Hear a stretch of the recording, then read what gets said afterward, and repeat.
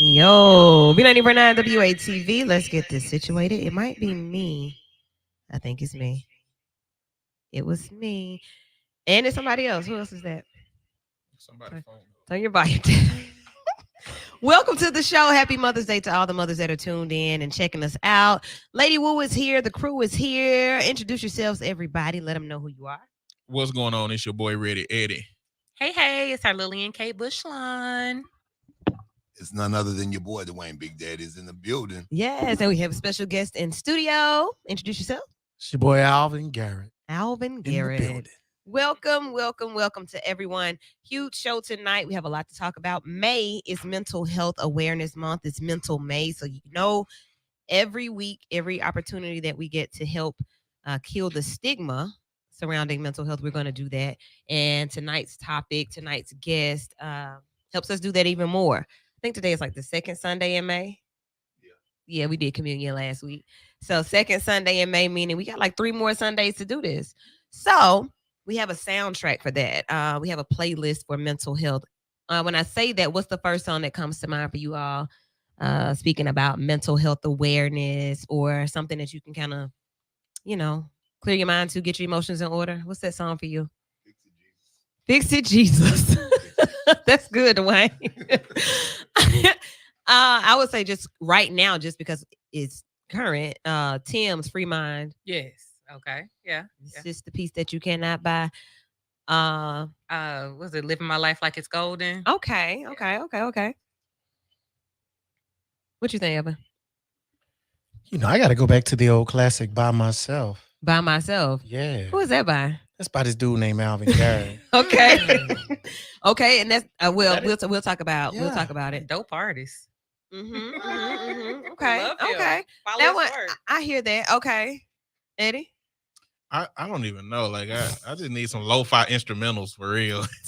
Okay. Yeah, just okay. give me some lo-fi instrumentals, and I'm just like, that's how I explore my mind. So kind of what's like happening. Okay, like what we just had going. I like this one.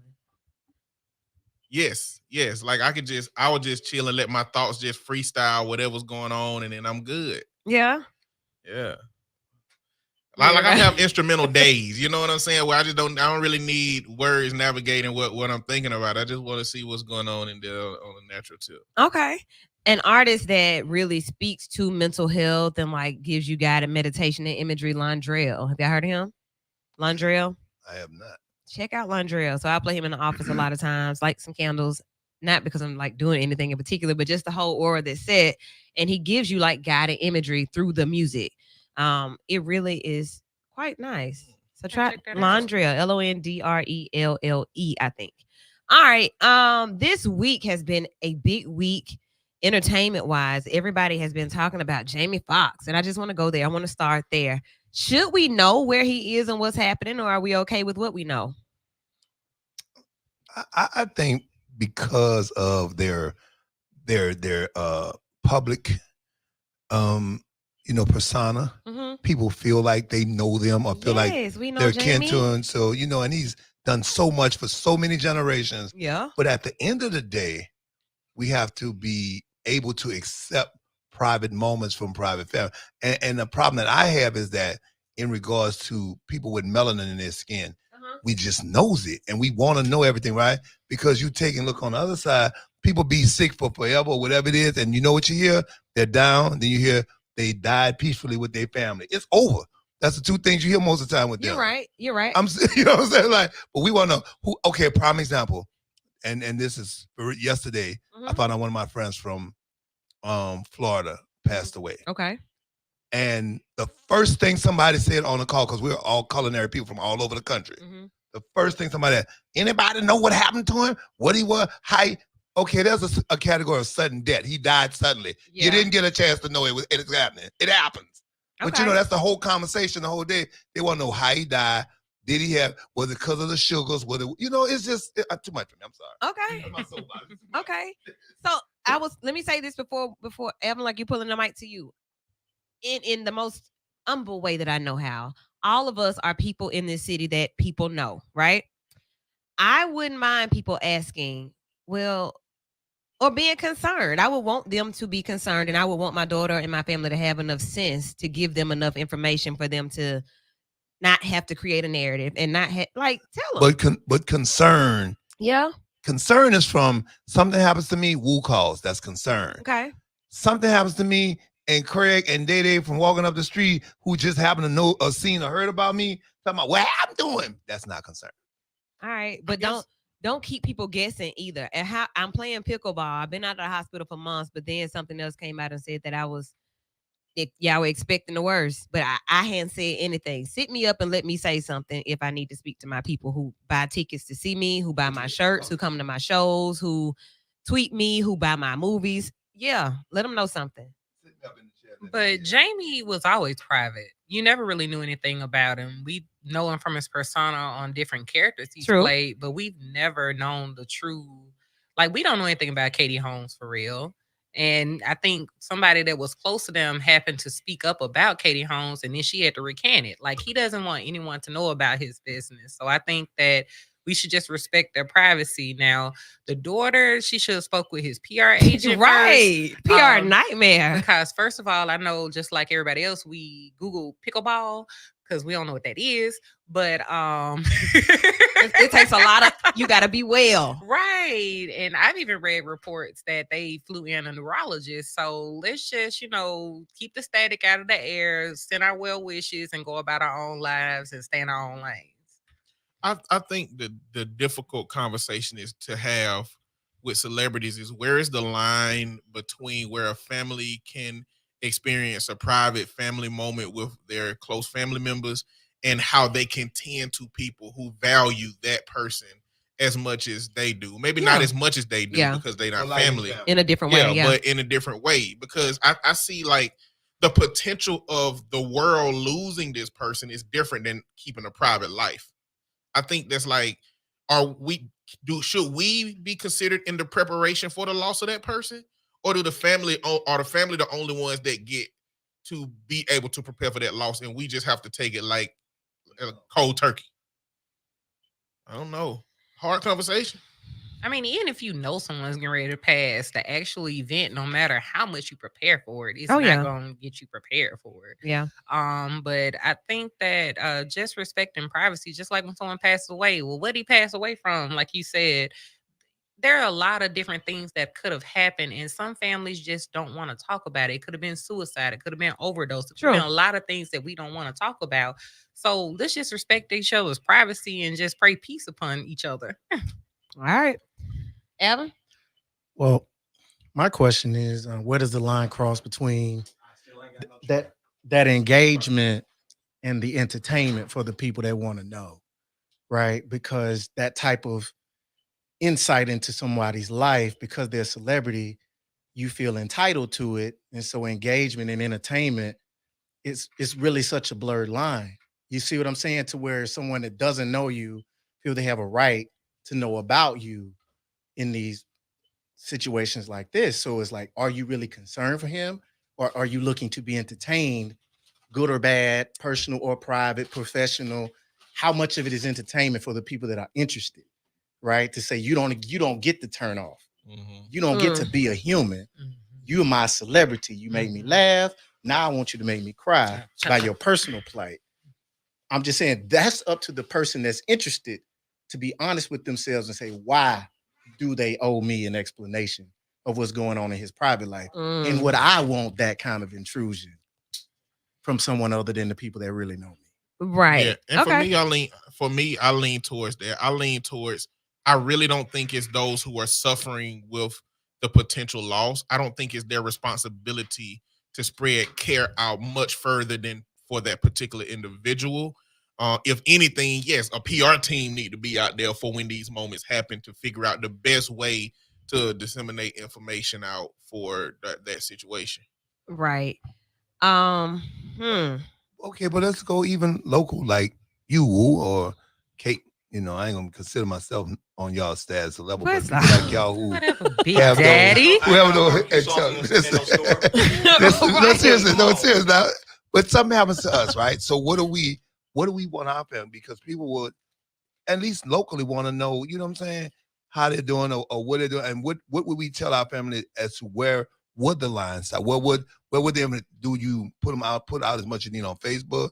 it's my humble regards. I want to say blah, blah, blah. Or do you, so you just think from that point and then multiply it times 100, times 100. You know what I'm saying? Because Jamie been out there for a minute. Yeah. And it's some people that just really feel like they kin to him. Like they see so much of the character, they think that, that's the homie. They grew up in the same hotel with him. You know what I'm saying? The reason that like we're able to still be having a conversation about this 11 minutes in, like, is because social media, the world is talking about this and watching this story unfold. And you think about how many other people, celebrities, even Harry Belafonte, we hadn't heard anything about memorial services. We hadn't heard much about that at all either. But this is somebody that gave decades, almost a century. Yes. Right. A few weeks ago. So, like legacy and even a living legacy. I mean, I'm still here, right? Like I'm still present. I don't want you all to like write me off, but then again, don't say I'm playing pickleball if I'm really in ICU. Right. And then also think about Tracy Braxton and Chadwick Boseman. Okay. That was a situation that they had to be comfortable with for themselves. Right. They had to be comfortable for their loved ones, their spouses, those that are connected to them. I think that's the piece. Yeah, like if he is impaired right now or something from whatever he's going through, that's something new for him. This is a guy who's done action movies, done all these different type of movies. Great point. Give him some time to adjust to these things before we have to be all in his business. I mean, you go from, being one of the most incredible actors of our generation to, it might be an impairment now. We don't know. So let's just give them a moment to kind of just adjust to whatever. And if they don't give us any answers, that's okay too, because they don't owe us anything. Yeah. And I think one thing that like fans and people who support those celebrities need to understand is that like there is no mutual relationship there. Like it's one-sided. Like we value them, we support them. They don't know who we is. You know what I'm saying? So what do we? Well, I think a part of us. They do value us because if we didn't support, that we would. Well, as a group, as a unit, not as like an individual bubble. You know what I'm saying? Daddy Wu tweeted you and said that she was concerned. Like who? Okay, I get what you're saying. I get it. But I think that there is a level to where we have to accept that minus that connection, we gonna lose something in our desire to know more, and that has to be okay in order to respect that person and their family system. Okay, so what were you saying? MF Doom died in October.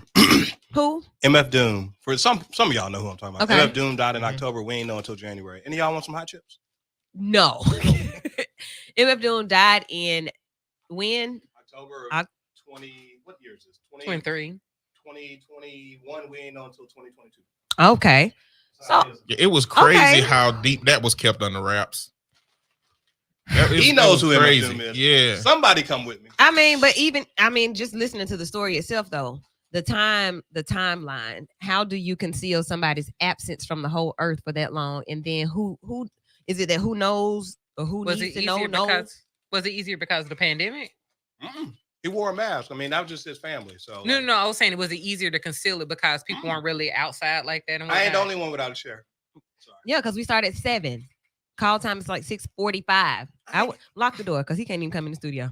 I'm gonna start being that type of producer. Hey man, I'm fun though. All right. You want me to pull up? So am I. All right. So general consensus: what should have happened with the news breaking of Jamie Foxx? At this point, you all know my wishes. My wishes are that it be properly communicated, not every single detail, but enough details to people, No, that's not true. If you want to know what like should have properly happened, it's not your business. So like however it happened, however they want to lay it out, is how they want to lay it out. You don't get to dictate other people's information, how they disseminate that. You don't get to dictate that. So as my PR person, what are you saying, Chuck? We're gonna tell the thing. We're gonna control our own narrative. Okay, cool. How about we just let the funeral home announce it and we go from there? What if I'm not dead? I'm just saying, you said communicate. Well, when you said communicating things, I was thinking we going to that. We going to the demise. I'm sorry. No, because we don't even know. Well, somebody said that Jamie might be deceased. I'm like, how do we? But that's my thing. If we control our own narrative, I'm gonna kill all of that extra by saying something. Hey, aren't we kind of going against HIPAA laws here? No. So that has nothing to do with it. No. We don't have his medical record. No. You're not. But I mean, your employer can't even ask your medical condition, right? No. That's not how HIPAA works. HIPAA means that they cannot voluntarily disclose what your prognosis is for whatever. They can say it's public record. You might be in a hospital, but they can't tell you why you're in a hospital. And they can give you condition like critical condition, things of that nature. But they can't give you the actual diagnosis. Right. So who would you think would be just before this was answered? Who would have been violating HIPAA laws? The general public. Pretty much. Like, no, we just asking questions. I mean, no, I get the need to know, right? Yeah. But we live in a day and age where people say, mind the business that minds you. Okay. If President Obama was sick, He's the president. Not anymore. Foxx, okay. We're still concerned. He's still a president. Jamie Foxx, the entertainer, but we love him. He's cool. He still has options in his private life with his private health things. Like, you don't got no right to know what's going on with him. Exactly. Everybody think they do because he's been in the public sphere. But when it comes to your health and wellness, you ain't got the right to know. You would like to know. And you ain't got the right like, to know. Don't do that. Jamie Foxx, as an individual, he know who he is. He know what he mean to people. And if he been chilling for 2 weeks, all right, and he's chose not to say anything, then where do we give him his own autonomy to be a celebrity that don't have to tend to people until he's ready to? He's still a person. Listen, I told somebody on Facebook, like, okay, we might not be on the status of Jamie Foxx, but some of us locally can be considered that, right? Yeah. But we be private about who we're dating. We be private about a lot of areas in our life that we don't even put on Facebook that probably won't go out of the 20-mile radius from which you posted. This is true. Good but point. We want this man to say, oh, is he okay? Is he not? But my thing is, if you really praying and believing that your prayers are answered, whether you tell me you're not, I can't help but to believe you are until I hear any different. Now, you can say, oh, well, sources say, but until you name who the source is, that's why it's just a source says. Because you don't want to put your name on it. That ain't true. Okay? So people shut up. If the daughter said what she said, take it as that until you're proven otherwise.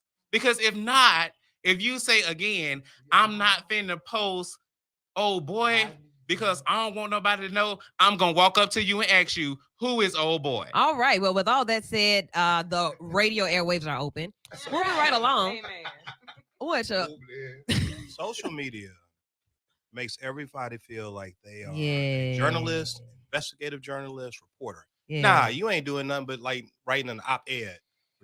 For those that don't know what that means, an op-editorial. Is you just giving your opinion. That's all you're doing. So like all this stuff, and you got a lot of people doing this just for reactions to get their hits up and their numbers up and they likes up and whatever. It's like cloud chasing, lightweight.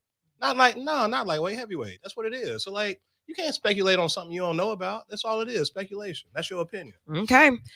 To wrap all of this up, it's speculation until his daughter tells us. Now, this is the final piece about her. Somebody said, I think Jamie Foxx's daughter slow. That was the post for me. That was the one that did. I was like, she could be, because somebody take her phone. Well, she gives off I'm riding my daddy hotel real hard, because like, nah, this ain't the business for you. Nope. PR, entertainment. Nope. Co-host on the show. Be the fake DJ. No, don't be that. Don't be the fake DJ. Dang. No, don't be that either. No.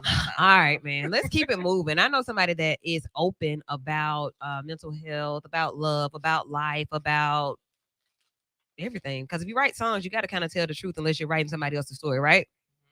Okay. Faking or just being delusional. So all of that can go into mental health. It's Mental May. I'll write this song, and it's from somebody else's lens. What I want my life to.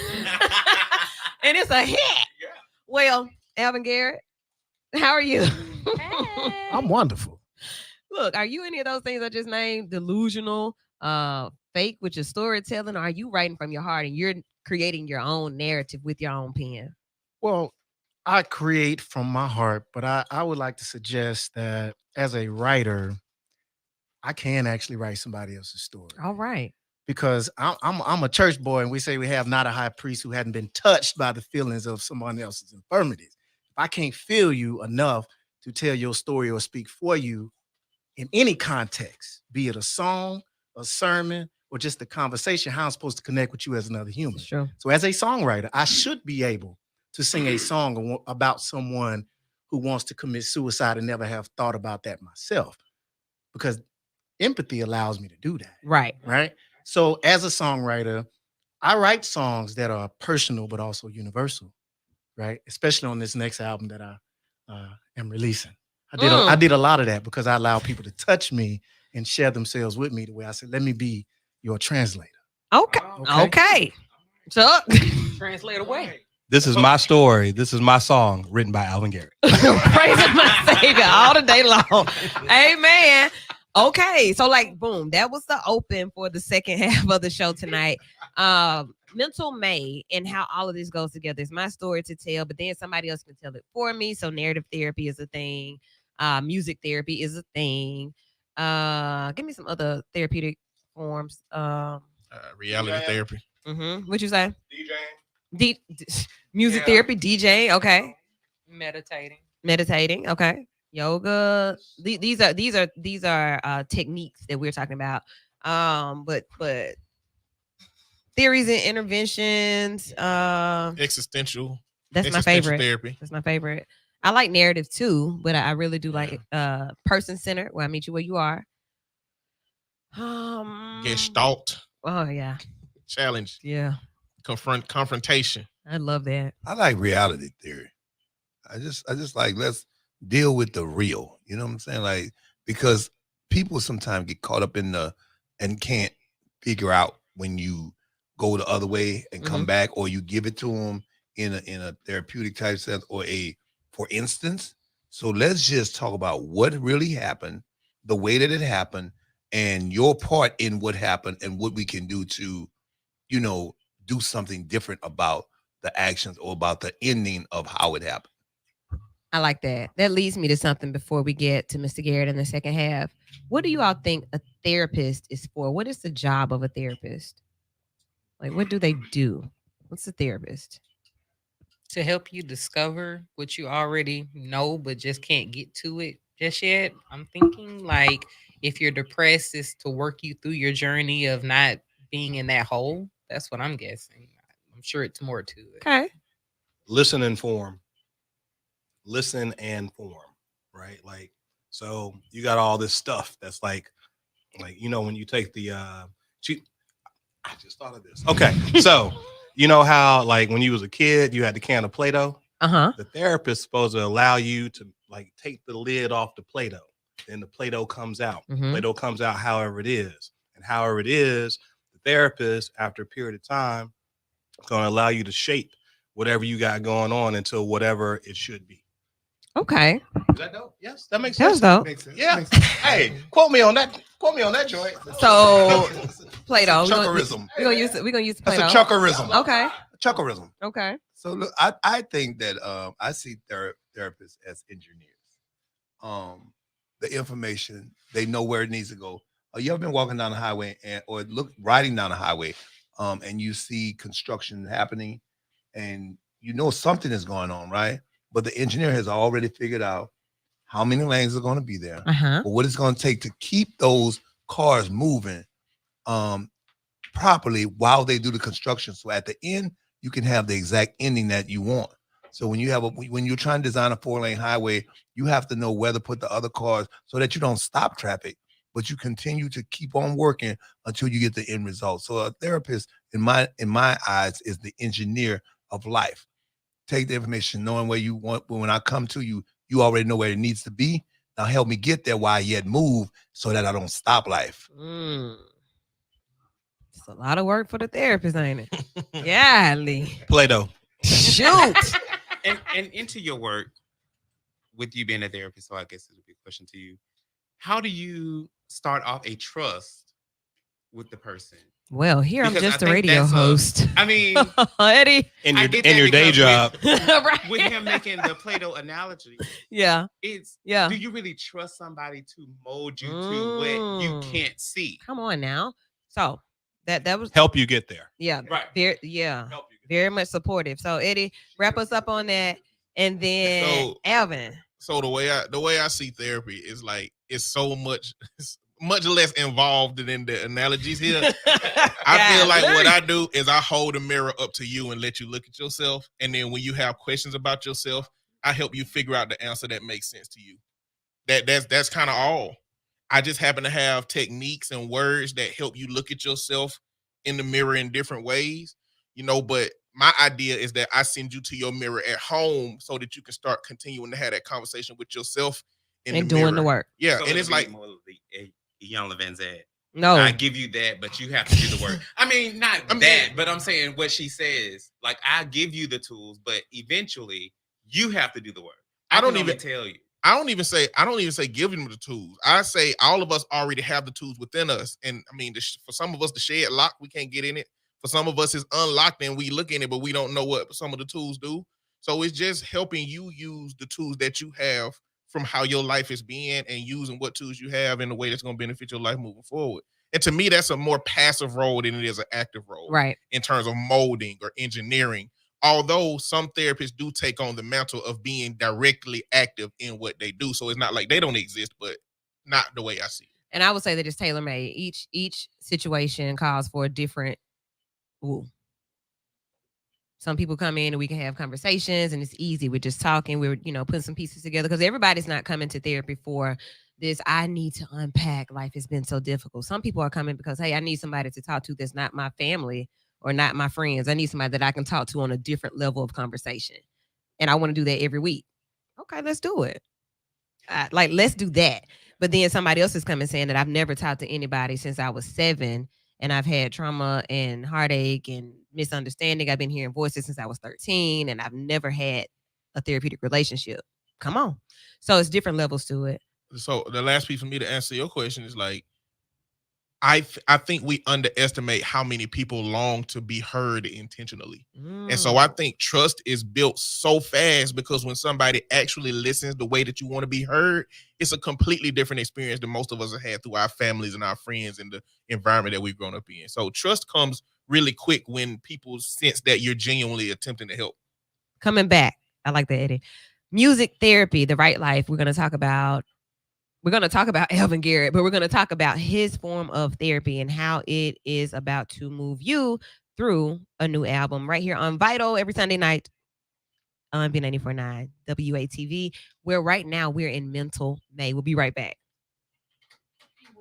And I know that you're used to hearing me in the mix. Okay, very good, everyone. My stuff just went home.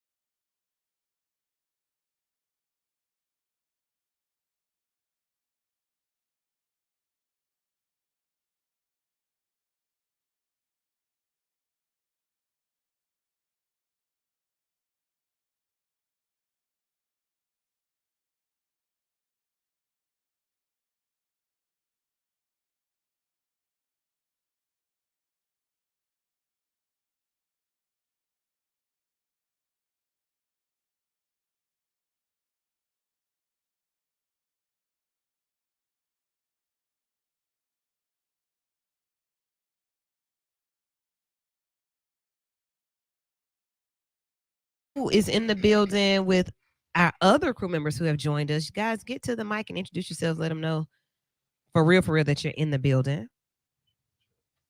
Oh, they know. What's cracking? They know. Yeah, say your name, so. Yeah. Like Chuck, y'all know me. I'm into Whoa. I mean, it's fine. It is what it is. Who y'all think I'm Jamie Foxx or somebody?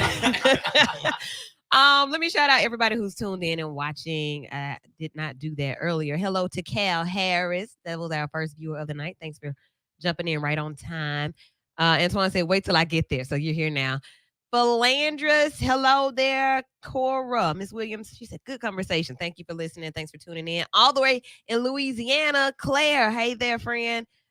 Miss Trisha Vaughn, hey to you. And Chris Wilson, hello and thank you for the Mother's Day wishes. One time for all of our mothers, 1, 2, 3, 4, 10, 12,000 times for all of the mothers out who are listening and tuned in on this day. This is our day. I told your mama happy Mother's Day today. You saw him. I did. How sweet. She called me disheveled and unhinged, and I was like, I had to do a double take. Oh, hey. They always see you when I don't. Like, that's sweet. So yeah, happy Mother's Day. Alvin Garrett is in studio. Alvin said that I sent him a message saying the first vital interview. I was so confused. I've been sleeping all week. So mental health work makes you have to have self-care. We're gonna talk about that too. But yeah, you be tired. Definitely not the first time, but maybe I meant the first of a series of interviews about this new project. Yes. That's what you meant. Okay. So let's go here. First of all, a lot of people have known of your name. They've heard of you around and about, but they may not know you. Right. And personally, I feel like when people don't know you, they don't know your story. They can't really appreciate your work, or they can't appreciate you. They don't know you. So tell us a little bit about how you started. Let's go all the way back. Let's do some narrative therapy. Okay. Little boy grew up with whom? You know what's funny? I would normally answer that question by saying I'm a preacher's kid from Tuscaloosa, but after sitting with my dad yesterday and my mom, I'm a coal miner's kid. Mm-hmm. My dad told me, he said, son, I look death in the face more than you'll ever know. And I didn't understand what he meant. Then he started telling me each and every story he could think of where he was that close to dying, trying to raise me. You know what I'm saying? Trying to give me a life. And so I said, next time somebody asks me that, I'm going to say I'm a coal miner's kid, a son of a man who said I'm willing to put my life on the line to do whatever I have to do to take care of my kids. And I didn't realize how impactful that was on me, even more so than his spiritual leadership as a father, but just that sacrificial leadership as a father. It hit me yesterday differently. So that's where it all started for me, is saying, what are you willing to put on the line for those that you love? And then I saw myself a little bit more clearly, even in the music that I make, when I'm doing what I'm doing and the type of passion that I pour into my music. I saw that sacrifice through just hearing my dad's story, who I love so much. So if I had to go back and not tell the same story about how I got started playing the bass in church, I could say what it was like having a father that came home from the coal mine. So you think your story would change if you knew that? So you think your story would have changed if you knew that story before?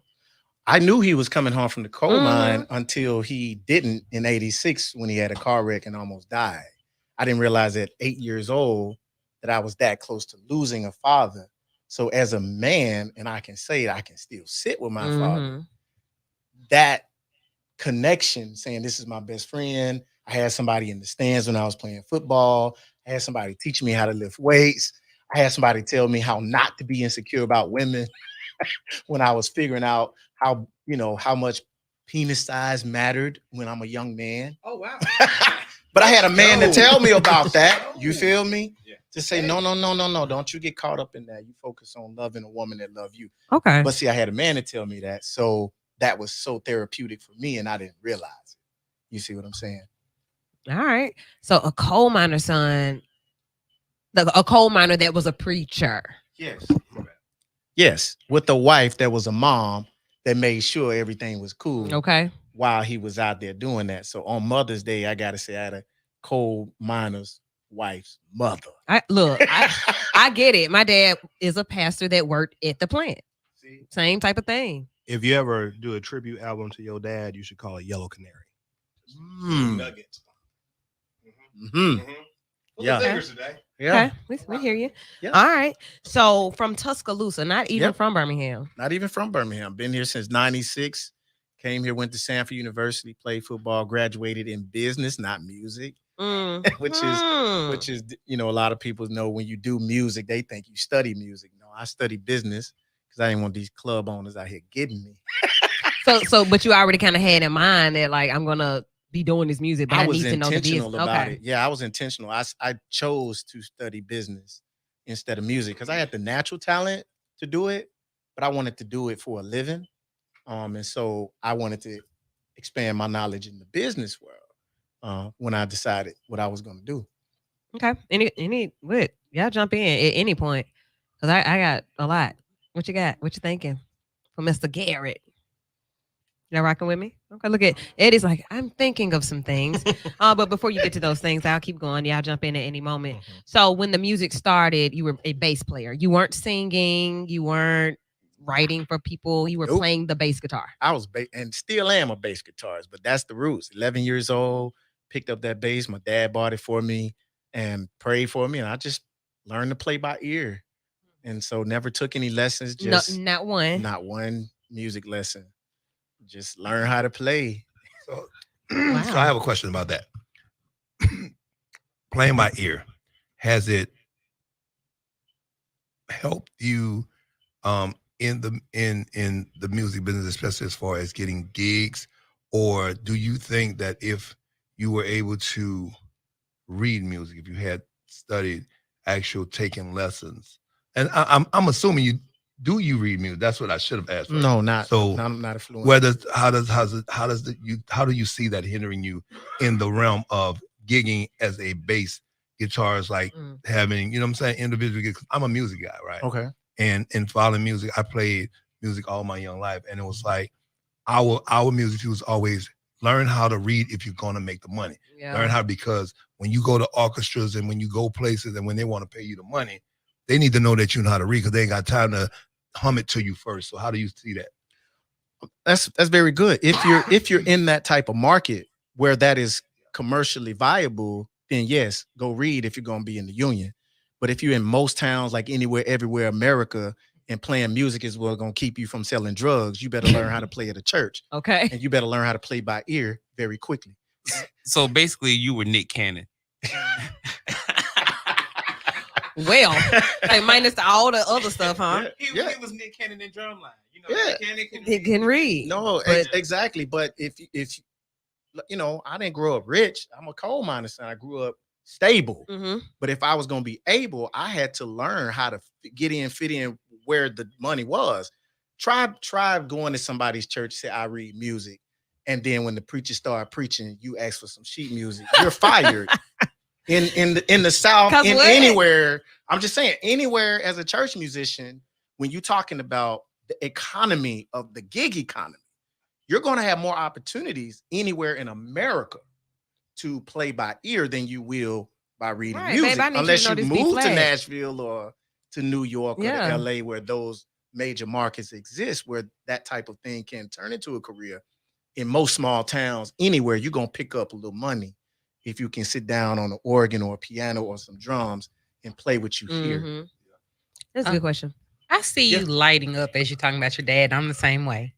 But you're a dad.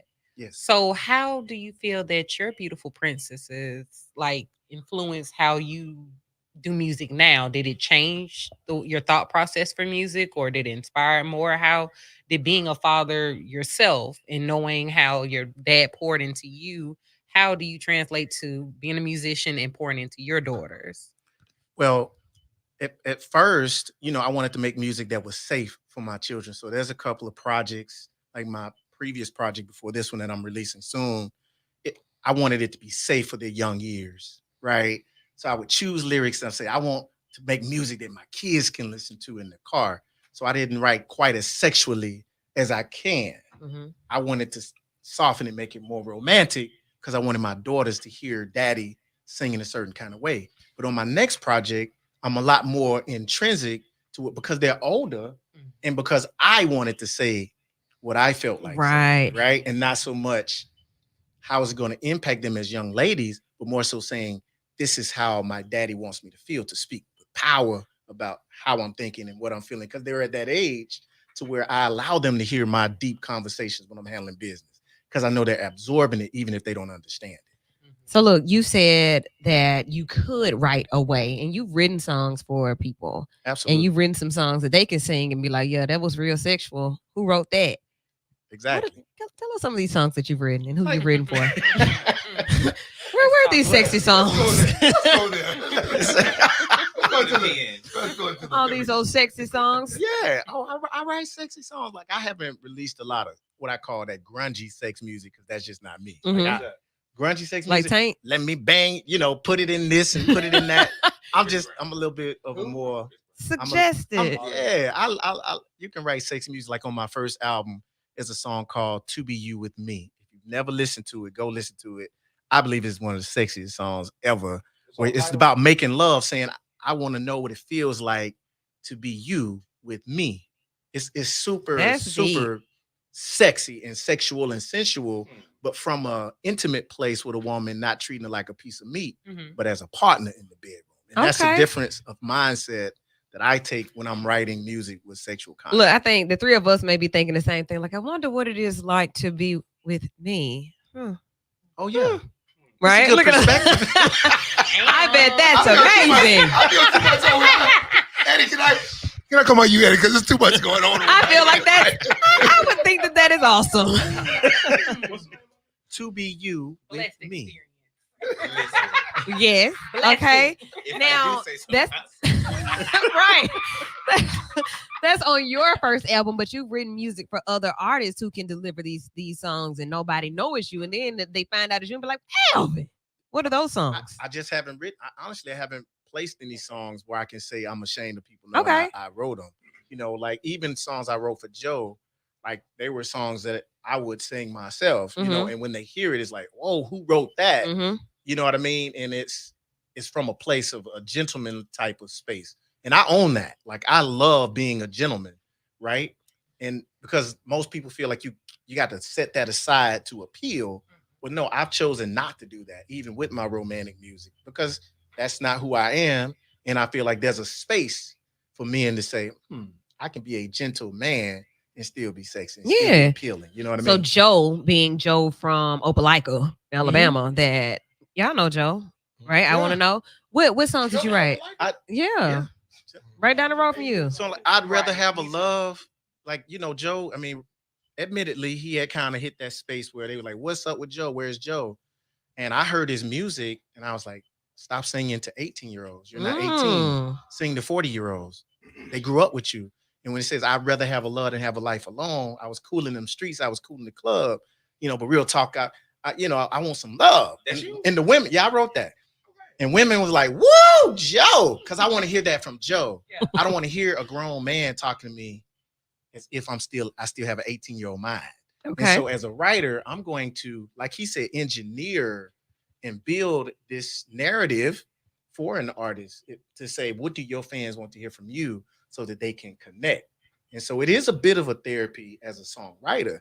So I have to listen to that person, study them, know what their fans want to hear from them, and then be bold enough to say, hey, I know you think you want to say, put the pencil in the pencil sharpener, but maybe you should tell this woman. Like, what? I lie to you not. I sharpen that pencil, baby. Sharpen that pencil, girl. If it come out with a point, don't worry about it. Hey, let the shavings out. Don't sharpen the pencil. No. Make it. Whoa. Family show. What are we talking about here? People like, wow. You'd be amazed. They do it. They do it. Number 2, number 5, still alive. And then break. Give me another song that you've written for someone. Pencil sharpeners got teeth. Chuck, get out. What you got, Alvin? Let's see. I've written gospel music. Switch it up, please. Come on, what have you written? Oh, absolutely. All right, gospel music. Yeah. Like I actually had a number one Billboard record coming into 2022. A song called "Patiently Praising" by Lowell Pye that I wrote. Just talking about finding out you're sick, finding out some bad news, in how you have to praise patiently as opposed to this whole do it now, Lord, fix it. Let's say I'm patiently praising you, you know what I'm saying, no matter what I'm going through. So that was one of those songs that took a different approach to praise, because you usually see praise as this boisterous, loud, and jubilant thing. But this was a silent kind of calm praise, and you mostly associate that with worship. So if you ever go listen to that song, you'll hear a different spin on even the message of praising. Okay. Jamie Foxx, check that song out. Oh, that would be a great song for him and his family. You know, no matter how long it takes, I never give up my praise. While I wait, I'll keep patiently praising you. While I wait. That was the message in that song. Okay. With you being an artist as well as a songwriter, especially writing for other people, do you find it difficult to get in their headspace for that song, or even to revert back to your own when you're making your own music? Because I'm pretty sure you want to be an individual, and not because you've written for Joe, you don't want to sound like Joe. You know what I mean? You want to sound like Alvin. I'm glad you asked. That is my technique, and the way I always position myself is humility, right? You have a lot of producers and artists that want you to hear them. And the way I always make an artist comfortable with me as a writer is I go in, I say, we're about to make some Kool-Aid, okay? This song is a big jug of water. You're the Kool-Aid. You may be red, you may be grape. That's your color. I'm the sugar. I'm here to only make you sweeter, not to change your color. Okay. And when I tell them that, I'm gonna be all in it, but you ain't gonna see me. You're gonna taste me, right? You're gonna know I was there. I will make you better today than you would be without me. Every time I tell them that, they relax and they say, let's get in it. But here's the deal. Are you the sugar and another version of Kool-Aid? Because I ain't never had the straight one color Kool-Aid. We always put he the high fructose corn syrup. I'm just saying. So are you the sugar and like a little, so you the sugar, but are you also like, so if we got that orange and we're gonna mix it with that purple, are you a little bit of purple and the sugar? If they want it. Okay. If they want it, but that's an invitation. Right. I don't force that on them. You see what I'm saying? Because no artist wants to come out sounding like they're a surrogate for you. I learned that when I was young as a writer, and I was like, no, sing it like this, and they tap out on you. Like that. I don't want to sing it like that. I don't want to sing it like that. But that's when I decided I'm gonna be an artist, because I kept trying to produce other writers, other singers, because I didn't trust myself to sing. And that's most pastor sons. Like both of my brothers can sing, but they drum. That's what they do. But they can really sing. Oh yeah, that was me. I was insecure about singing, so I tried to find other great people I thought were great to sing what I would sing if I had confidence in myself. Okay. And so what was that song for you that said, okay, music gonna be my thing? Oh, by myself that was my song of desperation. To where that F it moment, like I'm not this person's friend. I'm not like, I can't depend on these people to do my dream for me. Like I sang that song in 4 hours. I didn't write it at all, but it was my life. It was my frustration for years after years, asking people that you thought would lift you, that maybe you lifted at some point, you thought would lift you too when you needed it. And the answer was no. And there was an explanation behind the no that didn't quite sit well in my soul. You just introduced it already. I don't want to go there yet, though. That was really good. Yeah. It just moved me. The moment of desperation is what brought that about. Absolutely. But you had done so many things before. I'm just thinking about when this dropped. Like, this was not long ago. Right. Like, but what?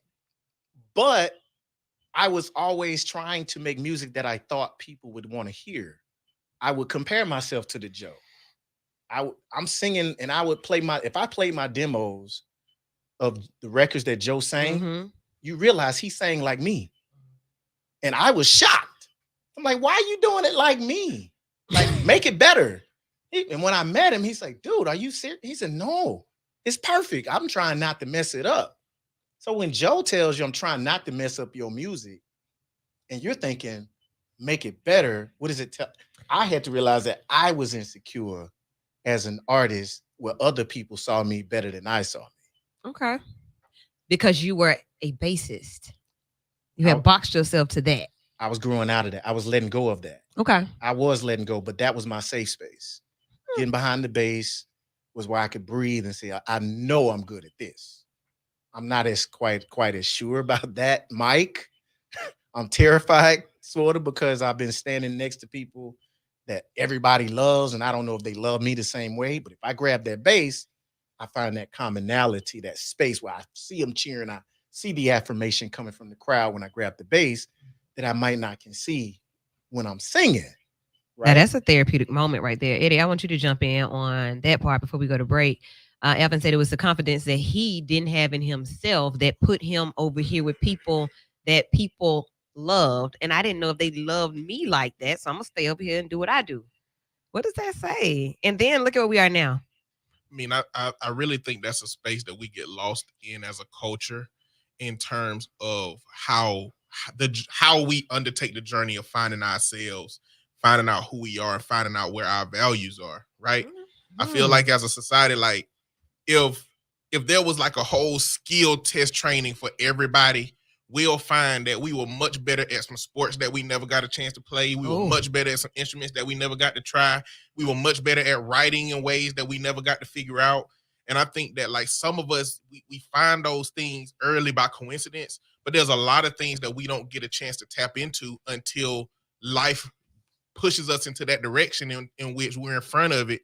And even then, because you've been doing something else for so long, you don't embrace it the way that you should embrace it, or that you could embrace it. And it's a lot of people, and you happen to have embraced it, and there's a lot of people who are going to go their whole lives without embracing it. Mm-hmm. So I think a big part of that is, what have you tried differently? What have you tried new? You know, and have you made it to a level of desperation that has pushed you to do something different than what you used to and you've been doing? That part, that's good. That place of desperation. I got to do something different. I'm not reaching my full potential. I'm not walking in purpose. These steps are not real. They were ordered before, but now they kind of step in a little different. What do I do with that? I think I have a question for the other side of the drop, though. Is there a time, or when did the time come that you begin to sing and to do for you?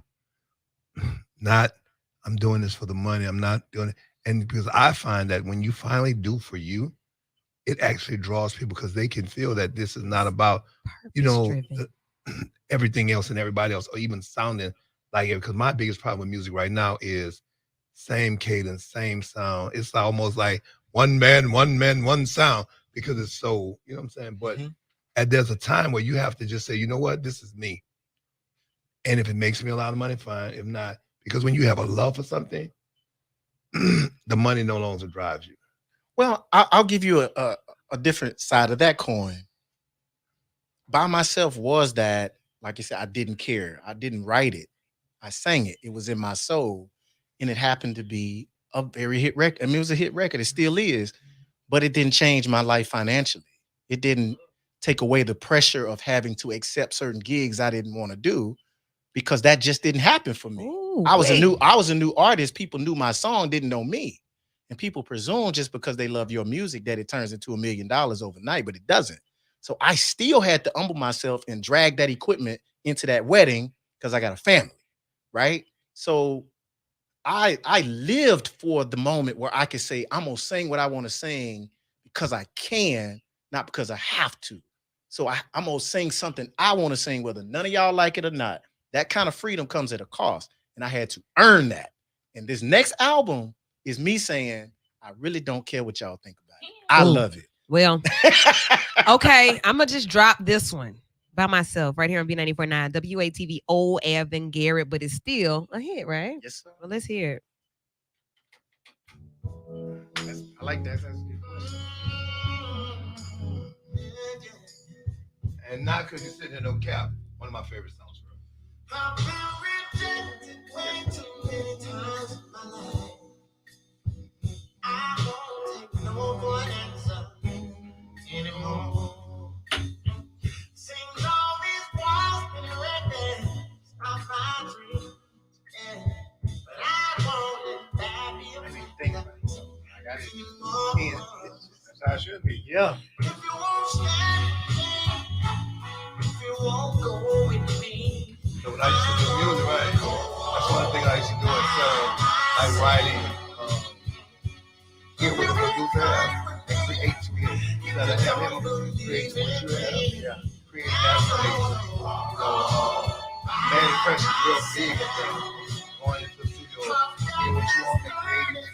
Yeah. Instead of making you create what he has. And that is what did a lot of hits in the hip hop industry. Yeah, that's the type of production. Yeah. You know, a lot of times they come into the music.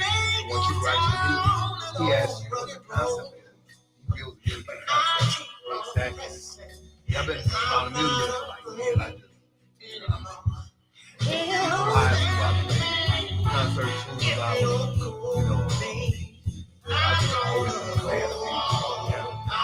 But that's it. I like that perspective on like doing it because you love it. And that coming at the cause and say, well, I gotta get a job. I ain't got time to do music anymore.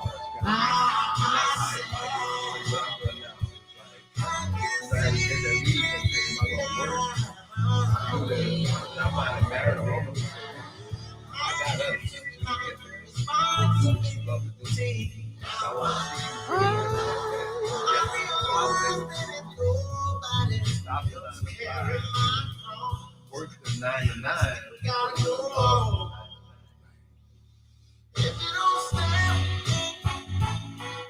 On that chuck over here. What happened? Wait, what happened? What happened? Chuck level here. Oh man, I ain't nobody. I ain't nobody.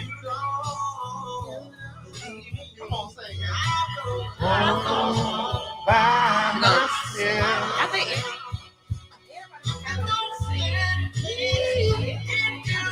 No ma'am. No ma'am. I can't. I remember this song came out. This guy was dating, had a little girl who was like 11 years old. When I tell you this song boosted her confidence so much, like that's what I'm reflecting on right now, listening to this. So for her, thank you. She's a big girl now, but yeah. What happened to him? That was a long time ago. She a big girl now. She was already 11. Girl grown now.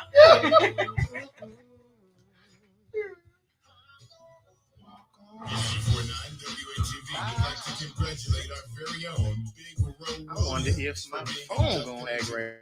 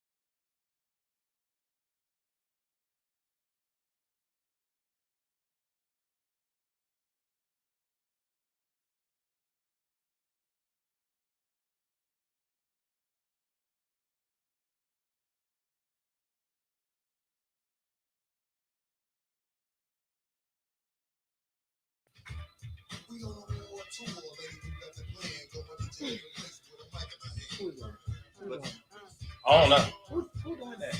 Corey Savage. Cortez? Corey Savage. You know Corey. Oh, that means you don't listen to the show. No. Don't do that. Hey man, I'm just being myself. Damn. I'm sorry. Damn. I think it just comes out. I just like his voice. Nah, I think it just come out. I can't stop. Okay, It. I've been on that bus. I've been hit by the transmission. I've been on that bus. I got to get a filter at some point. Don't do it. I'm Don't do probably that not filter. going It ain't healthy. Listen, I've known it for 15 years. 2015. Don't do that filter. The whistle stops. Yeah. Like, okay. That's when I met you. Only man I call Big Daddy. Ain't nobody else.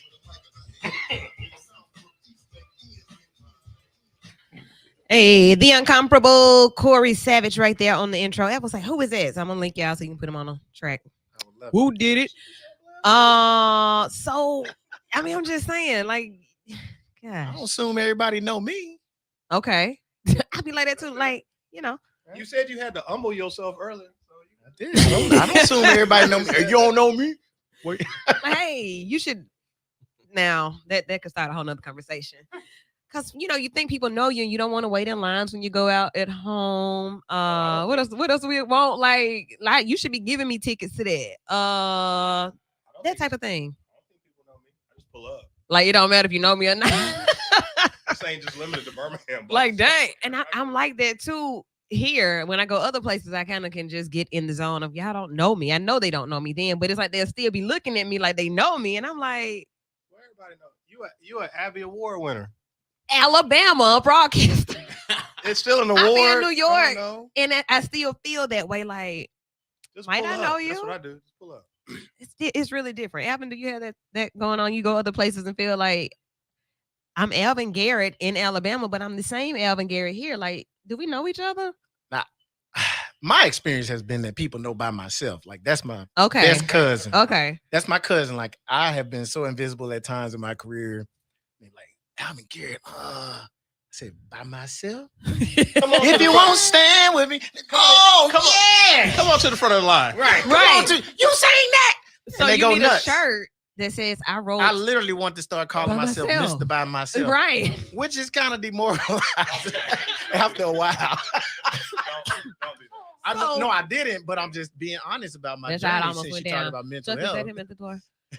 Yeah. So look, let's look at the idea of that it is mental May. We just went out on By Myself, and everybody always, like when I play that in the studio, it's always the same thing. It's like a A and B selection from the mass choir, during service. You get that, you're motivated. Now you want the rest of the service.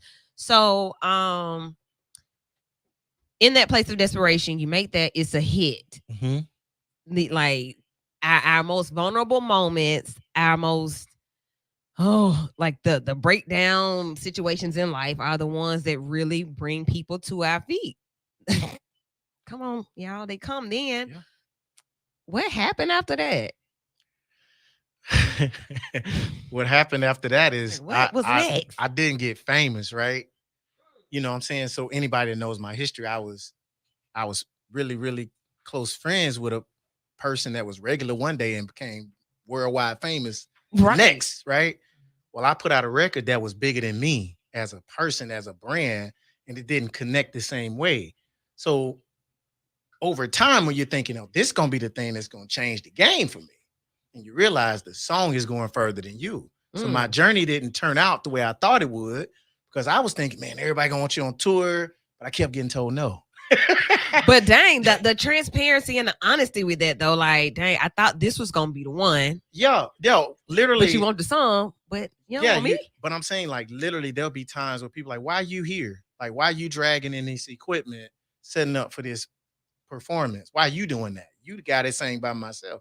I know my bills. You don't. Mm-hmm. I know the royalty check cycle. You don't. You don't know my obligations. So the humility that it takes, which a lot of artists fail, and then they fail at life because they want you to think they made it. They want you to think they made it because of one song.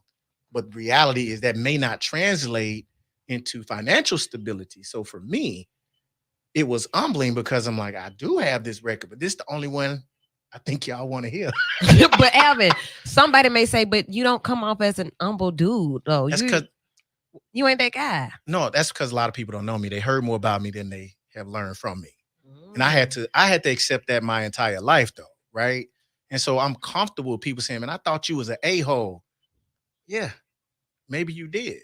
But when you got to talk to me, you got to know me, you realize, oh, this dude is actually this. And sometimes it's people that you're helping, that you've done things for, that will walk out and paint that picture of you even after you've privately, but you won't come back and say, but what about that computer I bought you when you ain't had no computer?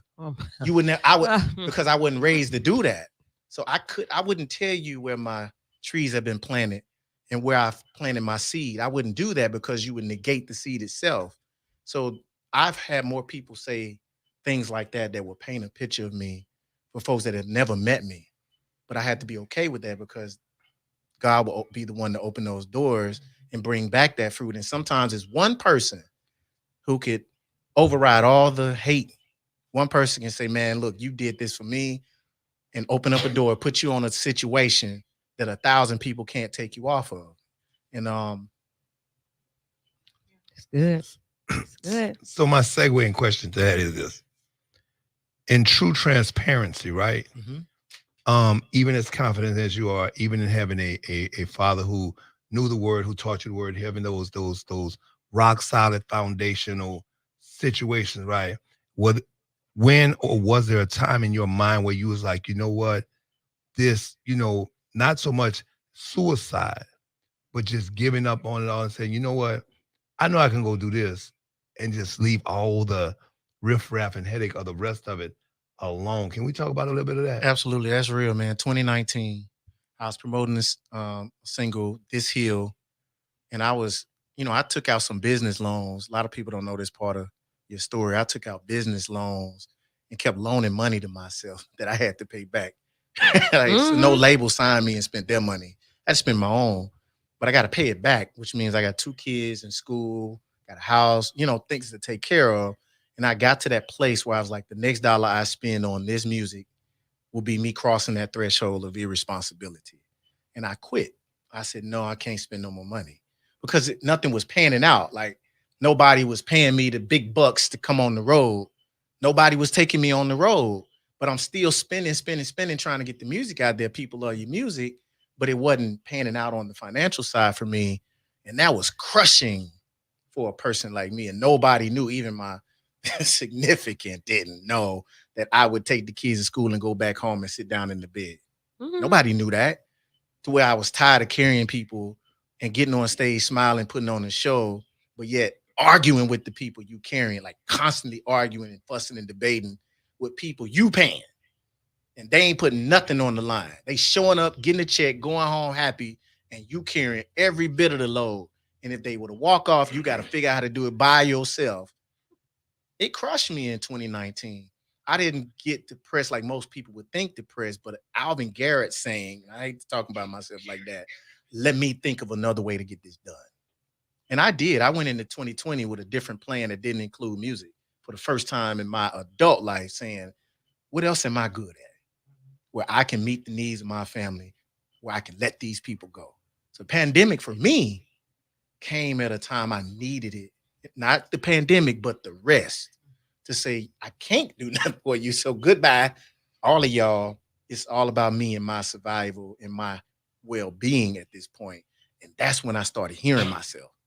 That's when I started hearing my own voice and started loving my own voice as an artist.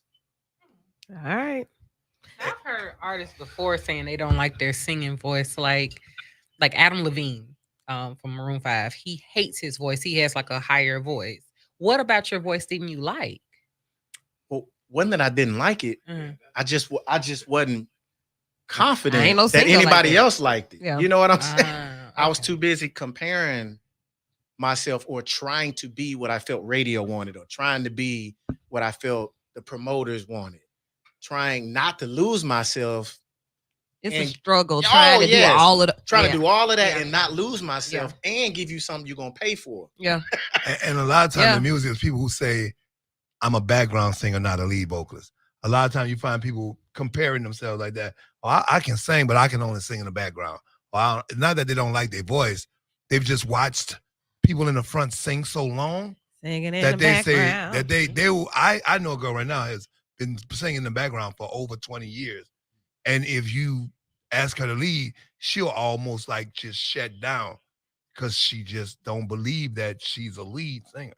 And you have to have a certain confidence when you get to that level of knowing that what that is. But watching other people, if you don't know who you are, even in my line of work, I see people online doing things. I'm like, I can't make that pretty. I can't do that. And I had to have a conversation with myself. But you know what? It may not be that pretty, but I know it's good. Mm-hmm. And I know it tastes good. So I had to talk to myself. And thank you for the answer because that helped me because I've been in that space. I just wanted other people to hear somebody say that is a space. It is a space, especially when somebody telling you, go be this. Like they would always tell me, just do gospel. You too clean for R&B. Like you too pretty. Like I had people telling me I'm a pretty boy. I ain't pretty.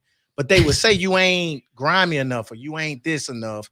Just go do gospel. But I'm like, but if I do gospel, they wouldn't play by myself on the R&B station where people really need to hear something like that. And I just would never, I could do gospel, but that's not me. But also being Tank ain't me either.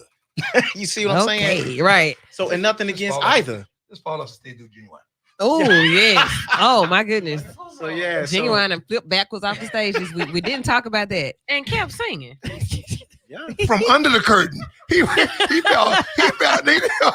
fell on stage under the curtain, and all you heard was his voice, and then he appeared again. Genuine been having a lot of issues. We might need to reach out to him. He might need a resurrection. Yeah, he might need a resurrection of the career. He in denial about a bounce back hit. He in denial about his knees. That's what's happening. Something is happening. The way he been dancing is like his knees ain't doing what they supposed to be doing. If that jump didn't let him know, yeah, he ain't spring chicken. He figured it out. So knowing when to do something different, or knowing when to tap into another space, or feeling when to tap into another space, that has happened for you here recently, and there's a new project as a result of. Absolutely. I'll say, man, during the pandemic, the Dannon Project found me. I didn't find the Dannon Project. Dannon Project found me, where a songwriting therapy program that I had developed, Ms. Carrie Pruitt invited me to come and teach it to the participants. And in doing so, I fell in love with people I didn't grow up around. I fell in love with people I didn't know even cared to be close to me, or because I'm different. I'm not from the streets. I didn't have that type of trauma. So I wouldn't, how they say you can't relate. But what I found was that I could help elevate. And there's a difference to where you have guys saying, I love you for the first time because you make them comfortable enough because you said it first and they believed you. And it took me a minute to realize, like, you are the solution for certain people. You that big brother. They call me Pops because they feel like you are modeling a father figure for me. I would have never known it had I not got close enough. And that did inspire a lot of the music from my new album, which is an acronym SFTY, which is Songs for the Yard Safety. And it's something that we all look for in some way or another, but just through that closeness and that compassion that changed my heart and my life and taught me to humble myself even more through service. This next project, you will hear a lot of that self-awareness that came from seeing just how good I had it and didn't realize it, and just how much I have to give through some organization like the Dannon Project, and hopefully inspiring other people in their own way to be a solution for somebody. You know what I'm saying? And not just judge from across the fence, So that's the space I'm in right now. All right. Yeah, I felt that. Look at him. Songs for the Yard. Who is that? Where's the Yard? Well, you got the actual yard, right? You got the actual yard, but it became symbolic for me once I went into the project because I was inspired to do it. It became symbolic for me. It's like, what is that yard? And when I asked my mans, like, tell me about the yard, because I've never been there. He said, that's that taste of freedom. You ain't free, but just for that one little moment, the guards turn the guns away and you get a taste of freedom. So the yard for me is this life itself. I'm just searching for a taste of freedom. I ain't gonna be free till for real freedom. But for now, I just want a little taste of it, a little taste of love, a little taste of joy. Whereas I can't solve all my world problems. I ain't gonna be able to do it. I ain't gonna be able to change every problem that moves my heart. But if I can just touch it a little bit, if I can save one person, if I can help one person, to me, that's my yard. I can expand that yard, make it a little bigger, have more time in that place where I can run around, be in that safe place, that safe space where I can be me, even though sometimes I know I got to put on the show. Chuck, what you got? Do you have an album title and then you create and curate songs based on that? Or do you create songs and then whatever it is, then you have an album title? Well, this one was different. I decided I was not, last year I decided I was not going to do an album until it came to me. And this title literally just dropped in me early one morning. Songs for the Yard. I just heard it. So I didn't know what direction I was going in before I started it. And it came from a young man, a participant who I got close to, and I let him hear my music, and he confided in me that By Myself stopped him from committing suicide. He said the night he heard By Myself, he had written his letter. He said he was going to slit his wrist, but he heard the song and he changed his mind. It's not the first time I heard that. He said, can you do more like that? He said, I need more of that. That was the beginning of the inspiration for this whole project, was a request from somebody say, your voice and your music saved my life. Can you do it again? I need some more. I need some more of that. Like real talk. Look, no question about it. And I gave into that request and said, yes, let me open myself up to receive songs for someone who said, hey, I need more of that. That's what started it for me.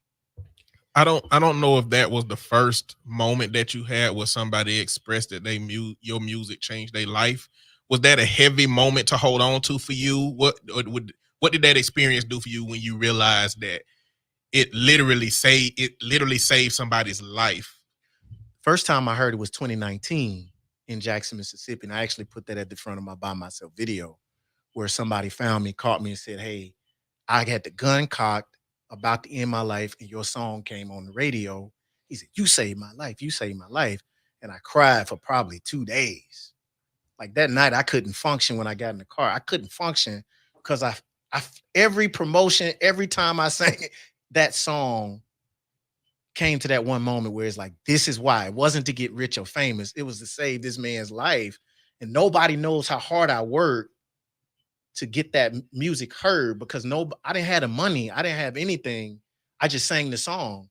But that gave me meaning and purpose to say, maybe your purpose ain't to be famous like some of these other artists. Maybe your purpose is to make music that saves lives. So at this point in my career, I've embraced that and say, I am that guy who's going to write a song that's going to pull you from the grips of maybe death itself when you hear my voice and you hear my words. I embrace it now. So when he said it, it wasn't my first time. Mm-hmm. So I have grown to say, well, this may be my calling as an artist. Gotcha. That's what I was going to say. It's crazy. I think when you said it first, you didn't want to be a gospel artist, but yet you're saving lives through the category of music that you're doing. Do you feel that your church background plays in that? Absolutely. Every song I write, I can take you to a scripture that's at the thread of it. Like it's an undercurrent. It's a translation of it. Most of my music, I can take you to the Bible. I just don't say scriptures per se until I'm ready to do it. And there are some songs on this next project where I move the words around and translate it, where you like, oh, that's a preacher's kid, right? Oh, that's the word. But I say it in a way that's palatable for people that are unchurched, right? The people that need to hear it, that may not walk through the four walls of the church, but still need to feel God's presence when they're listening to your music. So it's a translation the same way Jesus did. He didn't come speaking in the language of the religious. He came speaking the language that people could digest. And so that's what I try to do with my music, is say, how can I spread the message of love, empowerment, life without being religious or churchy at the same time? Mm-hmm. So here's another question. You've said this several times. It's not about being rich, right? And so when you make up your mind that it's not about being rich, do you find, and I kind of know the answer, but I want you to tell everybody else, do you find that although you're not rich, because of what you're doing, it gives you a richness and every need is met in abundance? Like I can't reach for $1 million, but I got $1 million worth of need that is being met because of what I'm doing, and because I finally found my place. All right, well, let me disclaimer. I ain't saying I ain't saying I ain't rich now. No, I am wealthy, right? But I found that my wealth financially caught up with me when I found that peace to say, this is who I am. Mm-hmm. This is my space. You know what I'm saying? Eventually, though, right? That's what it took time. That's what I'm saying. Like when you did it, time. You found. I'm not talking about like right now. I'm saying as you went forward, it was needs were being provided, and then one day you looked up and you had more than enough. But I'm talking that space up until then, because that's gonna come. Oh, but people need to know that when you do it, not about the money, the needs will be met until the money catch up and overflow, because it'll overrun it. I think it's a holistic plan, right? Everybody's plan is different. That's one of the things we teach at the Dannon Project. You have your own master plan, right? You have to build a strategy for your needs that are unique to you, and to try to make that generic for everybody is just not fair. For me, I knew what I needed every month to have a stable, fair, and comfortable lifestyle that did not include certain luxuries, right? But that was my formula. So when you say those needs being met, I had to hustle for them, but I was able to pace myself and make good decisions over time that led me to a place where I can say no to that amount of money because I cost this much now, right? Without my family being in jeopardy. That was a plan. Yeah. That was a plan. It has to be planned. I got some folk I ain't working with no more. And I was gonna say in that, I think you just have to have a certain mindset to say, I'm not there yet. Okay. Exactly. And live in the realm of where you are and not where you want to be. Because like he said, he had a hit record, but nobody knew who he was. They didn't want to take him out on tour. Yeah. So I can't live with the Jamie Foxx mindset. Right. You know, and a Jamie Foxx song, but I ain't Jamie Foxx. Listen, that part. True. Yeah. That's so true. And that's across the board. All of us are not artists, but all of us are professionals, and we all have something that we do. I know if I don't work, like if I miss a day, I'm probably missed one of them payments on something. Like something is late. One of them afterpays ain't yes. Like, oh my gosh, my account's negative. So like I know that I have to work, but I also know that my steps are ordered. I know that I have to do what I'm doing every single day. Like I know that. I know that just as soon as I'm not doing it, life ain't right. It's just it's not right. Something is messed up. Oh my God. So I got to stay on track. Got to stay ordered. So Alvin, for you have been able to identify that these are the ordered steps that I'm taking. I'm okay where I am. I hadn't gotten to that part yet. I still think that I'm going to be in New York doing what I do, period. Like that's just what it is. And it's probably a part of the ordered steps. And I'm still trying to figure out where those steps are. Lillian, are your steps ordered to the point where you can already see where you're going, or are you cool with what it is?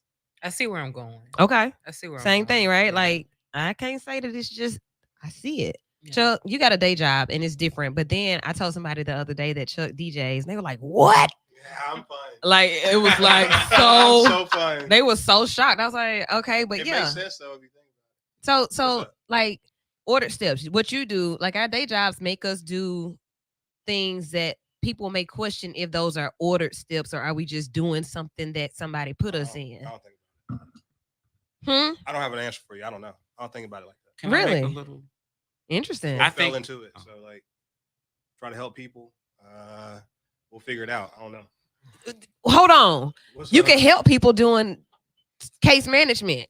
Well, I'm helping people do what I do in my day job. But are those steps ordered? Like, are you doing? I got there. I got to my day job because I lost something. So I guess. Remember we talked about this before. I know we're talking about it again. Did you you didn't stumble upon it? I was unsuccessful in something and I got put somewhere. So it happens. I don't know, but I don't think about it like that. I hear it. Like I hear it though. You don't like to do that, but I hear that. What you I think a lot of times when you operate in purpose, it automatically lines up for you, and it doesn't become a duty; it becomes a delight. That's what the Bible says. Preach. Let me find the organ. Let me tune my organ up. Find the organ again. Listen. So when it becomes something that you love doing in your purpose, provision has to be provided, right? Because you're not operating in self, you're operating in will. Come on now.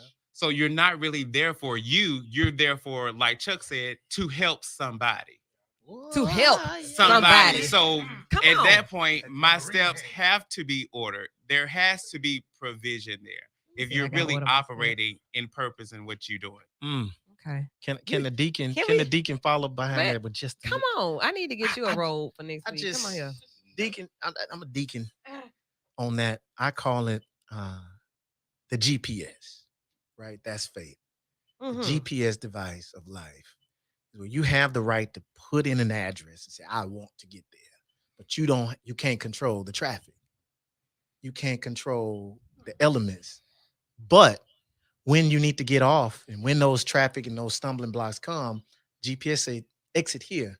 And even if you don't listen to GPS, it's going to keep on telling you, get off right here, get off right here. You might get stuck in traffic, but that GPS will not change. If you keep moving and don't turn around, you will eventually get there. No matter how long it takes, you may run out of gas, but it's gonna take you out. That's faith, that's God. You're gonna hit those blocks. You're gonna get rerouted through life. It's not gonna be a straight shot. But if you hold on to the destination. Can I go behind Deacon? Oh, we coming back. If you all remember the scripture about Abraham, when God told him, I want you to sacrifice your son to a place I will show you. He was going blindly, but he was operating in what purpose? I trust you. Right?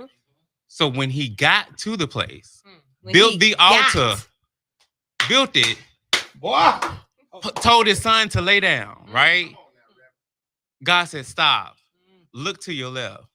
And their provision was made. But it's only made if you're operating in purpose. Okay. Just do what I say. There's a ram in the bush. Come on. There's a ram in the bush. What's up? Can I jump in there? Come on. Y'all keep talking about deacons. We actually got an associate minister in here. Ladarius Hillier, you want to say something about all this? Because he over there shaking his head to myself. This your time to shine, boss. Huh? I mean, I ain't ordained. I mean, I just gave you segue. I just come on in. Yes. Get in there. Come on in. Hey. Yes. How y'all doing? Amen. Yes. I mean, I just think that when you have a purpose for something, when you are put in this position to go for something, that should be your end goal. You shouldn't waver.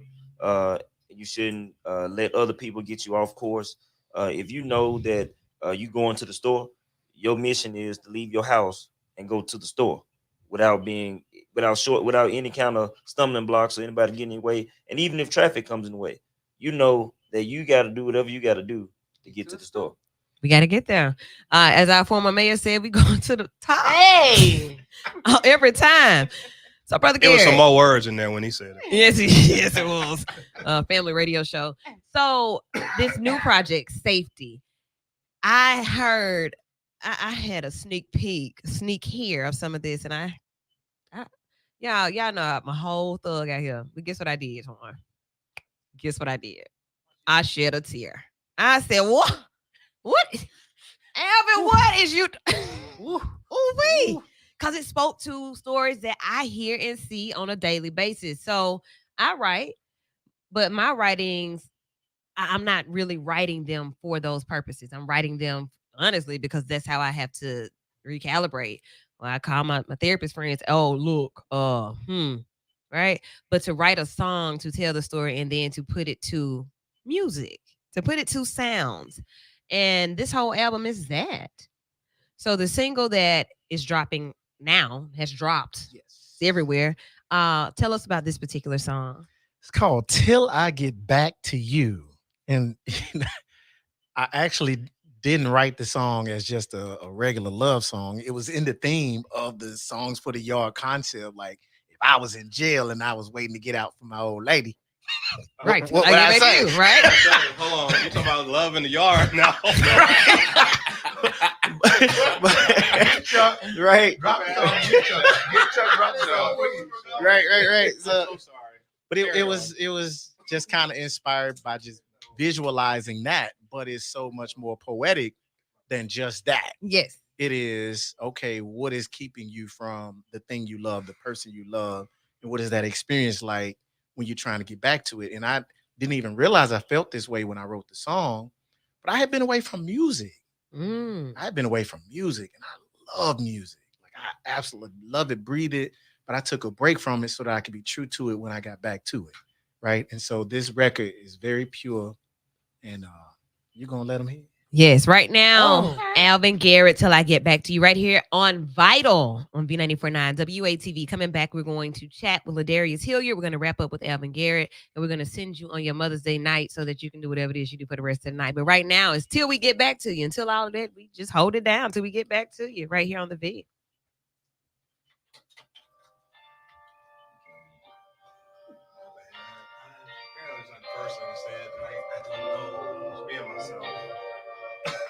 I need to check you by being yourself too. Did I get in trouble? Am I in trouble again? I was hilarious. gonna be a long time going back. What I do? Yeah, I wanna be. Cause I gotta leave at like 8:45. Wait, John Bass on it. Wait, John Bass on it. Nah, I ain't played. My guy did. You told him what to play.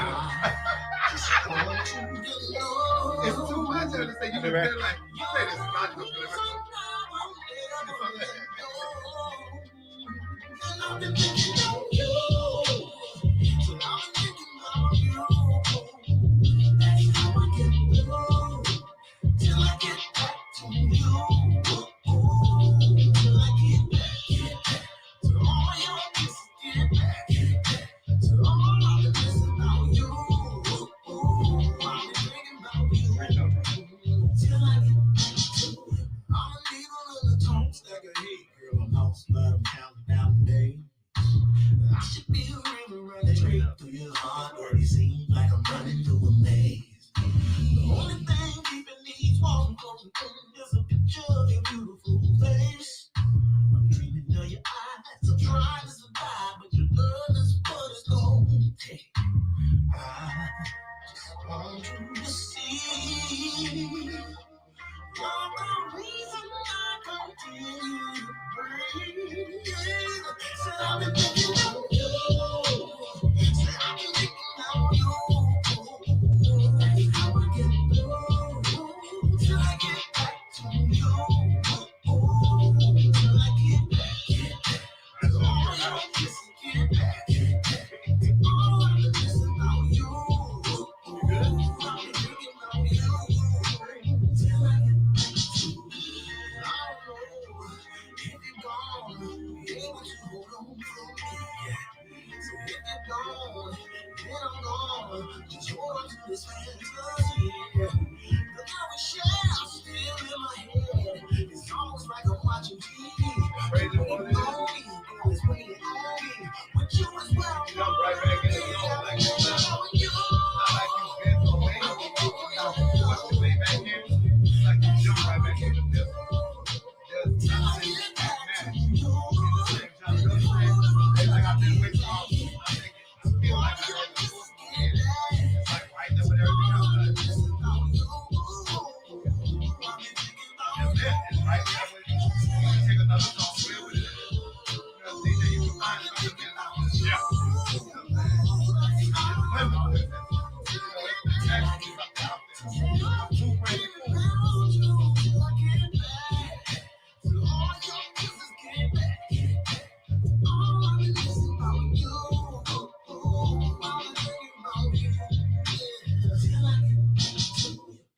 Till I get back to you. We back. Alvin Garrett, new music right here on You do your own WATB. Oh yeah, I do my backgrounds. That's you too? Oh yeah. Oh, okay.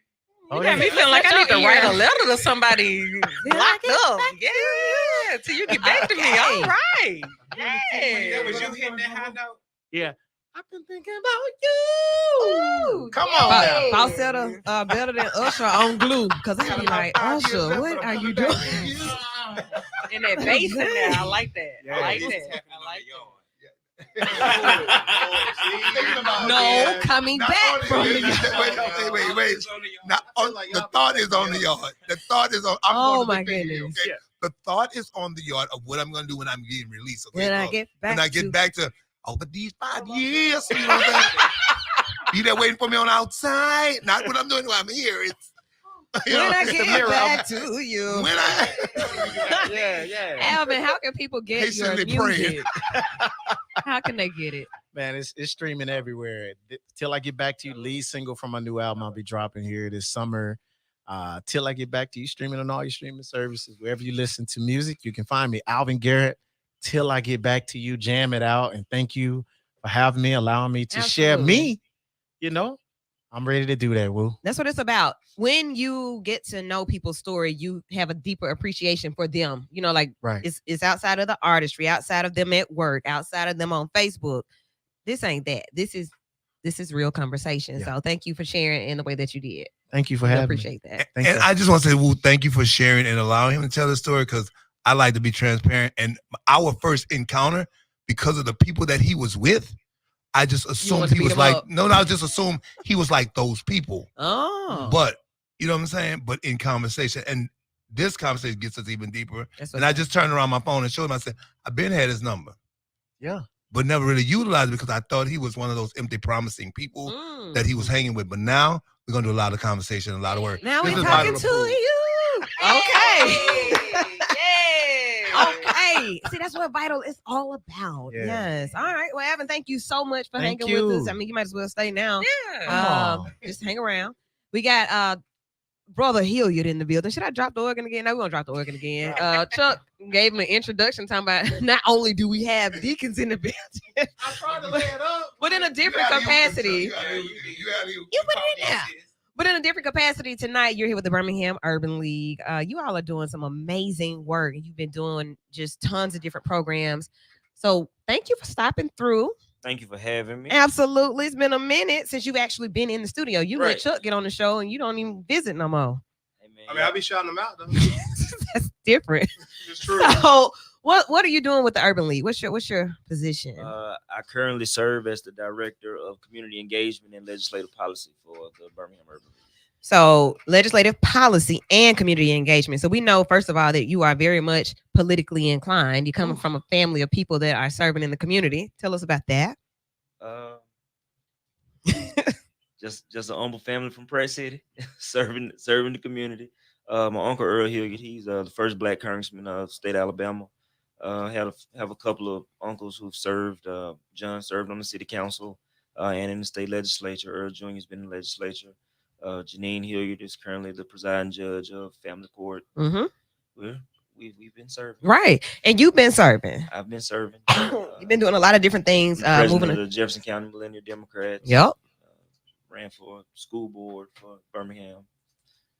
Been out here doing some work, some protesting, making a little noise, causing a little confusion. Minimum wage, Hoover. Yes. Wrote the minimum wage for the state. Turn up. So a lot of work.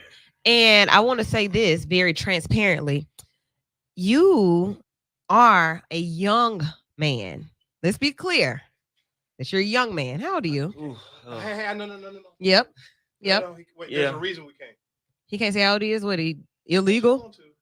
There's a game. Never mind. Okay. People have to guess. Okay, we'll leave it.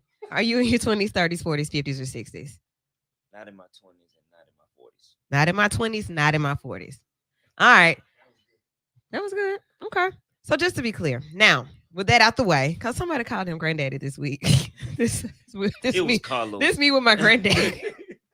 No. Carlos posted that, and I was weak. Now, with that out the way, the work that you're doing is way important. Way important. Every day we hear about young people, period, in the city being killed by gun violence or being injured, just victims of gun violence. Families, all of us are like, that's an epidemic in itself. And the Birmingham Urban League is stepping up to do some work with that. Tell us about what you're doing. So, a moment of a soapbox. The gun violence portion that the Birmingham Urban League does to impact the lives of families across Jefferson County is important to me personally.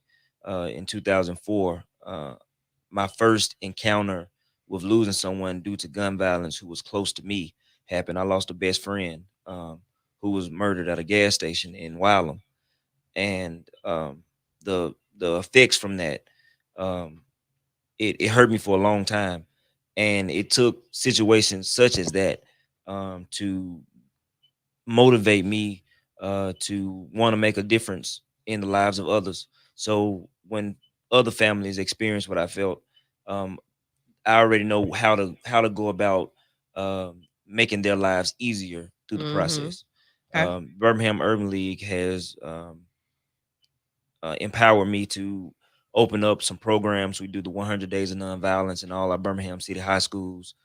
We do a family affected by violence toy giveaway and dinner at the end of the year. On June 3rd, I'm sure we're about to talk about, we have a gun violence awareness day because, of course, June 1st kicks off Gun Violence Awareness Month. So on June 3rd, we'll have, and we'll be in Kellingham Park doing that. So, I mean, it's all about the mission. It's all about empowering our communities, saving lives, and trying to cut down on the number of violence. I mean, for God's sake, we're at 48, and we're only in May. Yeah. What's happening on June 15th? That's the conference. Yes, but okay. So with the efforts, the program and symposium coming up in June, who are you looking for to be present? All families that have been affected by violence. Okay. All right. So all families that have been directly affected, which a lot of people say that would be all of us in some way, because I know tons of people who've been murdered or who have been involved in gun violence. But you're looking for the mothers, the sisters, people that have been in the park when people were killed, people that have been at these different places when people were killed, and now they're having to deal with life after that. What are some of the things that you all will be discussing? So we're going to have a type of symposium. We'll have some people to speak who have been affected by gun violence. Either they have directly been affected by violence, or they have committed some type of violence. But the biggest piece that we're going to have in the park, which I want to highlight on, is the mental health piece. We're going to have mental health professionals throughout the park, because what we don't know about is the trauma and the drama that comes along after the bullet. Right. It affects a lot of people in a lot of different ways. Mental health is a big issue in our community. It goes unaddressed. It goes unanswered. And I mean, we got to stop. We got to stop it. We talk about it weekly here. And I don't know that we ever come up with any type of solution, or I don't know what you all get from those conversations that we have. A lot of times we talk in circles about gun violence because it's something that most of us do not understand, how when a small situation can turn into somebody's life being taken.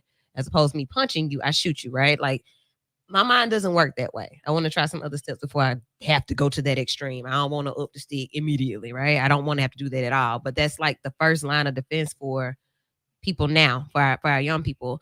So when we're having these conversations and when people are speaking, what do you all think some of those talking points should be based on the conversations that we've been having? Alvin, you're in this conversation as well. So like on a daily basis, what are we saying? What should we be saying? Well, I've been into this thing like for years, nonviolence, stop the violence, conflict resolution. I just think that when we talking or when we're looking at, we have to have a starting point, like we talked about all day today, and knowing where we're trying to go, but we have to have a starting point. My personal belief is that there needs to be a continuous curriculum, just like math, science, anything else in school that teaches young people how to be critical thinkers, right? How to resolve conflict and how to manage their anger. Anger is not going anywhere. It's an emotion. You have to know how to manage it and what to do when it shows up, because it will. Yeah. You have to learn how to think, be a process thinker. To be able to speak and think at the same time is a skill. All right. And you have to be able to just resolve without these things. And I think I say a curriculum because it's a learned behavior. Anything with the word skill after is a learned behavior. And you can't just do it with a speech. You can't just do it with a symposium. Not against your symposium. That's a start. But it has to come daily. It has to become second nature. And it has to be a process. Okay. So a process, daily conversation, communication about it. Eddie, you got something? I think we have a society that has conditioned us to be so comfortable with guns being the symbol of safety that we have in our society. And you have a bunch of young people who you're telling that you aren't supposed to have access to this thing that provides you the safety that our society says you have. And so they feel that gap of safety with acquiring that thing that the world conditioned you to believe that you're supposed to have. So I think the question becomes, if we're talking about the youth and their access to guns, is it possible to fill in the gap of where they find that safety in that symbol from us as a community and as the adults that surround them?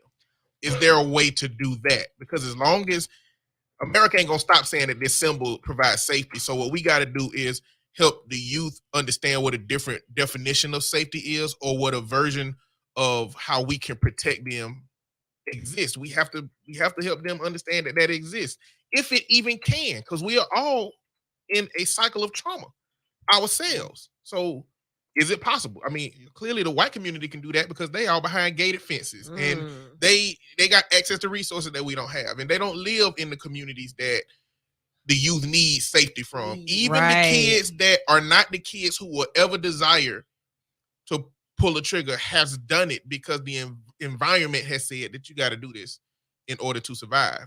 How can we substitute that symbol of safety with actual safety? Okay. So could it be that we have been hoodwinked in terms of the way the law is and how it has been used for one community's good and to another community's detriment? We live in a state that have an open carry law. It's only one community that is actually educated on proper ways to use handguns, what to use a handgun. You got people walking around here with AR-15s. Like these are guns you're supposed to walk out on the streets with. Literally. You got people getting shot with AKs on an everyday basis. They got switches. They got guns with switches. You getting shot 4 times with one shot. It's insane. Yeah. And we don't do nothing about it. Yeah. And that's what I was gonna say. We have to redefine the purpose of it. Because I think in our community, it's a form of safety, a symbol of safety, but it's also a flex. And it's more so now the flex than the safety of it. Because even though we live in an open carry state, doesn't mean I have to open carry. But now I got to have it on my hip just to show an image of, quote unquote, I'm that dude, or don't try me. You ain't really, like, unless you're doing something, there's nothing you need to be really safe from. If that makes sense. If I'm not in a certain lifestyle, why do I have to show you I need safety? Got to up the blicky. And that part. Yeah. And those parts of the conversation drift over into the black community being the underarmed and the undereducated. Because the shooting that happened at Huffman was because he didn't have trigger discipline. He treated the gun like a pop gun that you had when you were a kid with your fingers around the trigger. And so then it becomes, are the youth in our community responsible enough to be youth where we put them through intense regimens of training so that they are fully versed in how to use those tools so that I guess there's less innocent bystanders, if nothing else, or people who see somebody using it inappropriately will know how to be like, hey, wait a minute. Is that it? Do we provide safety and they don't have those weapons and it creates a discrepancy between this white community versus our community? Or do we train them and arm them to the T like the white community and just, I guess, wait for what the white community do when they see that the black community has got these intense training regimens? Right. Right here, we're building conversation for Mr. Hilliard to take back to the committee.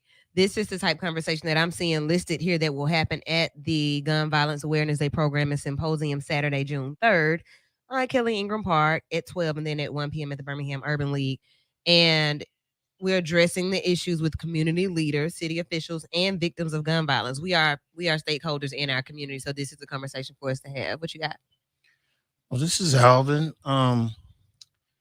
Because of the type of work that I do, and I'm only speaking just from talking to people, I think there is an assumption that, white people live on the other side of the fence, that there's this inclusiveness of that community. We serve at the Dannon Project lots of poor white people.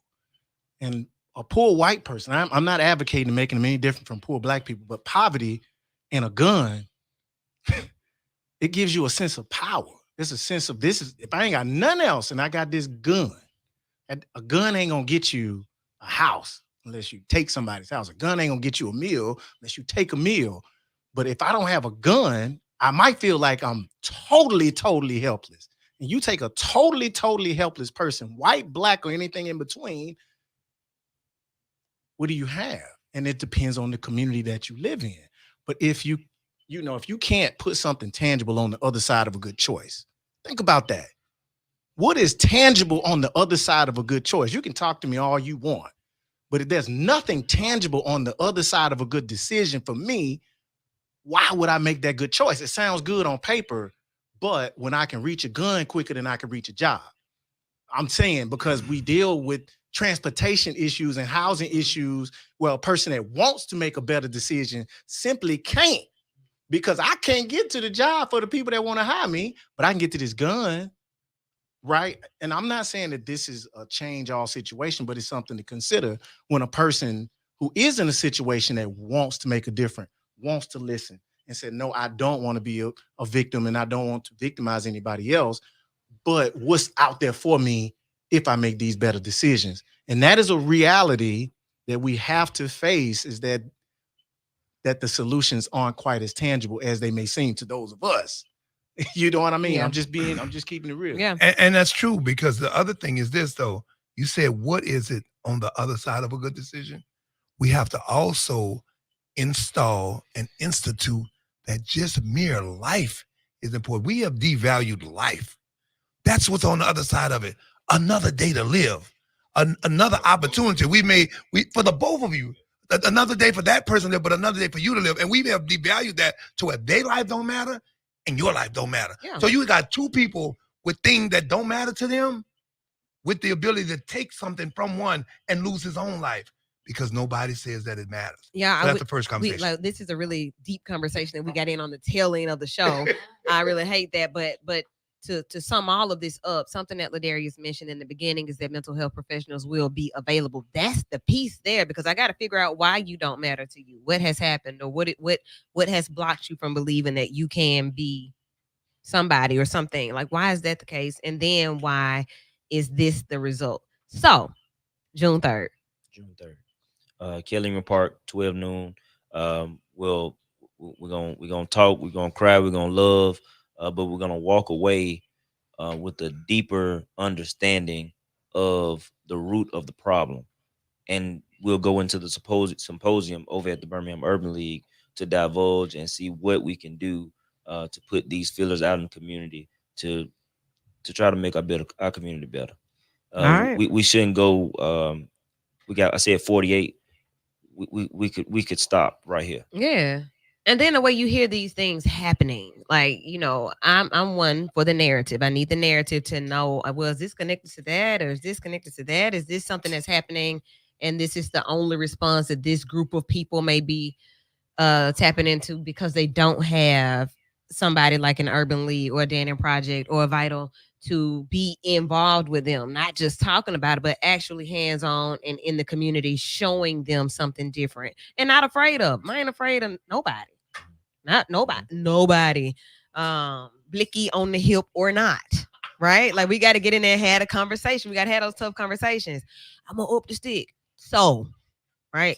I don't care. I'm coming to talk to you. I'm going to give you a hug. We're going to talk this mental health. We're going to see why you feel like that stick is bigger than anything else, right? Right. So I'm very grateful to the Urban League for the work that you all are doing. If we're not a part of it, I'm going to be upset, though. Always. Okay. You have an open invitation. All right, y'all hear everything this, we do. right? Okay, because we're vital, I'm right? planning on being there. I'm putting it in my calendar now. Okay, because But we're I, vital. but I think everybody here know that, right? Y'all got an open invitation and whatever. They know now. We just have to We be know clear. now. No. We had to put folks on blast. Like, come on, yeah, Alvin. we- don't you know I that? can show up without invitation. Right, Alvin. If we're not singing background, we're gonna have a problem, right? See? And I wouldn't say I need a ticket to the show, but at least let me be an usher. Okay, see? You see Because we what could I'm be saying? in the building. Yeah. I hope you all have enjoyed the show tonight. Before the 3rd, we got some more Sundays before the 3rd, so come back so we can have more of this conversation. I think this is a vital conversation to have again, but in a different way. Okay, Yes, ma'am. so we'll do that. Enjoy your week. Do that. I'm going to read these comments from my mother because it's Mother's Day, and I'm that's how about we're to say going Happy to close the Mother's show. Day. Woo. Oh, happy Thank Mother's you. Day. Thank you. So my mom says, hey, Vital family, we've been listening on the radio and just came on here. Really enjoyed the conversation with Alvin and his story of what he experienced concerning his music. He must remain encouraged and focused. He has what it takes as an artist, and people just need to hear him. We love By Myself and loving his new single. Please tell Alvin to keep up the excellent work. Then she says, to the Birmingham Urban League, thanks, and Ladarius Hilliard for getting into our communities to deal with the gun violence. So I'm giving those comments because that's my mama and it's Mother's Day, and Hey, I love her to Mama. pieces. All right. Anybody got anything else before we get out of here? Hey, I just want to say to Alvin, first of all, man, I've been knowing you, 12, 13 years now, but this is my first time sitting over there in the corner hearing this side of that story. this is something that's book worthy. This is something that you need to put out there because, man, your story can literally change lives. You are impactful, brother. All right. All right. I just want to say thank you to Vital tonight for all of the open conversation and the, just being clear. You know what I'm saying? People just being vulnerable tonight, and it was a real vital situation. And big ups to Woo and the crew. That's what's up. You have to show love to yourself, huh? That's what's up. Thank you, Dwayne.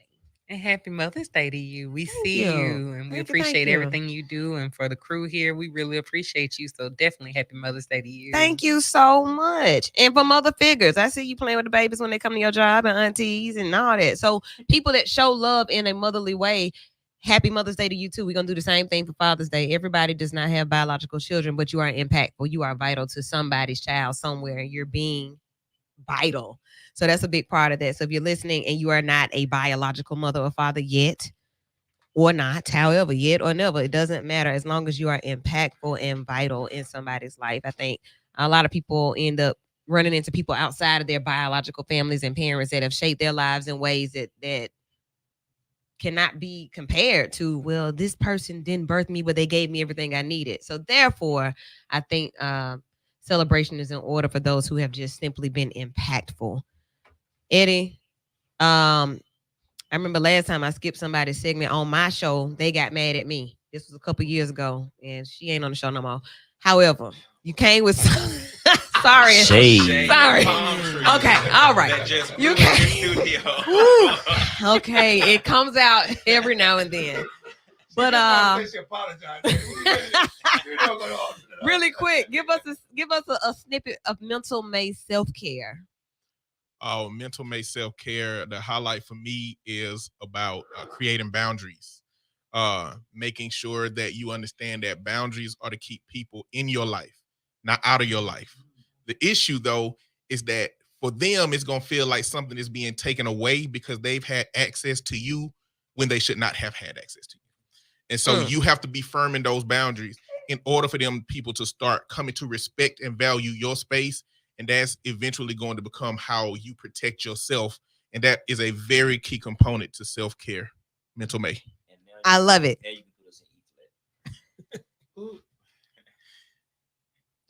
All right. Y'all have a good night. Night night. That's rich. Boundaries and not to keep people out.